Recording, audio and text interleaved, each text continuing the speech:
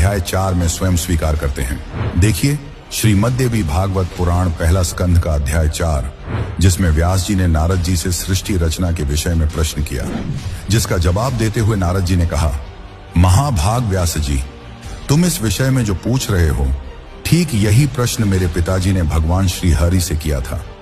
देवाधिदेव भगवान जगत के स्वामी हैं। लक्ष्मी जी उनकी सेवा में उपस्थित रहती हैं।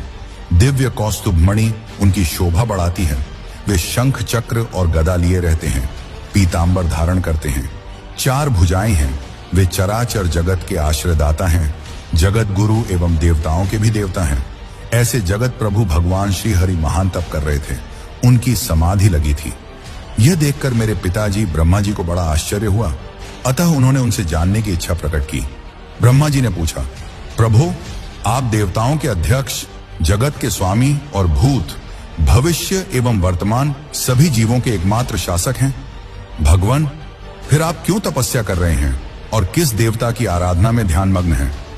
मुझे असीम आश्चर्य तो यह हो रहा है कि आप देवेश्वर एवं सारे संसार के शासक होते हुए भी समाधि लगाए बैठे हैं।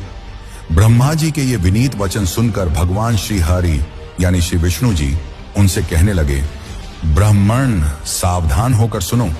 मैं अपने मन का विचार व्यक्त करता हूँ। देवता, दानव और मानव सब यही जानते हैं कि तुम सृष्टि करते हो, मैं पालन करता हूँ और शंकर संहार किया करते हैं। किंतु फिर भी वेद के पारगामी पुरुष अपनी युक्ति से यह सिद्ध करते हैं कि रचने, पालने और संहार करने की यह योग्यता जो हमें मिली है, इसकी अधिष्ठात्री शक्ति देवी अर्थात दुर्गा जी हैं। वे कहते हैं कि संसार की सृष्टि करने के लिए तुम में राजसी शक्ति का संचार हुआ है, मुझे सात्विकी शक्ति मिली है और रुद्र में तामसी शक्ति का आविर्भाव हुआ है। उस शक्ति के अभाव में तुम इस संसार की सृष्टि नहीं कर सकते। मैं पालन करने में सफल नहीं हो सकता और रुद्र से संहार कार्य होना भी संभव नहीं।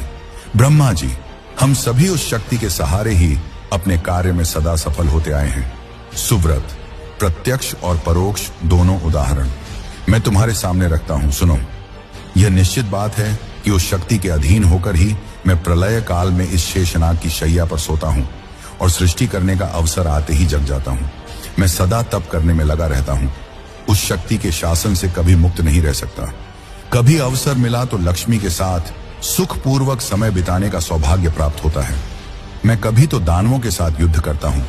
अखिल जगत को भय पहुंचाने वाले दैत्यों के विकराल शरीरों को शांत करना मेरा परम कर्तव्य हो जाता है। मुझे सब प्रकार से शक्ति के अधीन होकर रहना पड़ता है। उन्हीं भगवती शक्ति का मैं निरंतर ध्यान किया करता हूँ। ब्रह्मा जी, मेरी जानकारी में इन भगवती शक्ति से बढ़कर दूसरे कोई देवता नहीं है। दर्शकों, अंकुर माधव जी की झूठ आपके सामने है, जो कहते हैं कि श्री राम अर्थात श्री विष्णु जी पूर्ण ब्रह्म हैं। वे सबके बाप हैं, जबकि श्री विष्णु जी ने अपने से अन्य सर्वसमर्थ शक्ति श्री देवी दुर्गा को बताया है और उन्हें जन्म देने वाली माता भी बताया है। वही संक्षिप्त श्रीमद देवी भागवत के 7वें स्कंध के अध्याय 36 में श्री देवी जी ने राजा हिमालय से कहा कि पर्वतराज, उस ब्रह्म का क्या स्वरूप है यह बतलाया जाता है। उस ब्रह्म को ही लक्ष्य बनाकर वेधन करो। प्रणव ओम धनुष है, जीवात्मा बाण है और ब्रह्म को उसका लक्ष्य कहा जाता है। उस एकमात्र परमात्मा को ही जानो, दूसरी सब बातों को छोड़ दे। यही अमृत स्वरूप परमात्मा